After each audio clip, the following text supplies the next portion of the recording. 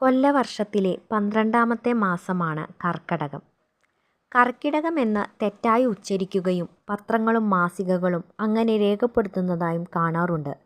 പക്ഷേ ശരിയായ ഉച്ചാരണം കർക്കടകം എന്നാണ്. സൂര്യൻ കർക്കടകം രാശിയിലൂടെ സഞ്ചരിക്കുന്ന സമയമാണ് ഇത്. ജൂലൈ ഓഗസ്റ്റ് മാസങ്ങൾക്കിടയ്ക്കാണ് കർക്കടക മാസം വരുന്നത്. കേരളത്തിൽ കനത്ത മഴ ലഭിക്കുന്ന മാസമാണ് ഇത്. അപ്രതീക്ഷിതമായി മഴ പെയ്യുന്നു എന്നതിനാൽ കള്ളക്കർക്കടകം എന്ന ചൊല്ലു തന്നെ നിലവിലുണ്ട്. അതിനാൽ മഴക്കാല രോഗങ്ങൾ ഈ കാലഘട്ടത്തിൽ കൂടുതലായി കാണുന്നു.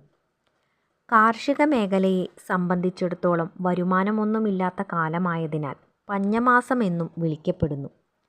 ഹൈന്ദവ കുടുംബങ്ങളിലും ക്ഷേത്രങ്ങളിലും നടത്തിവരുന്ന ഒരു മാസം നീണ്ടുനിൽക്കുന്ന രാമായണം വായന ഈ മാസമാണ് നടത്താറുള്ളത്. അതിനാൽ കർക്കടകം രാമായണമാസം എന്നറിയപ്പെടുന്നു.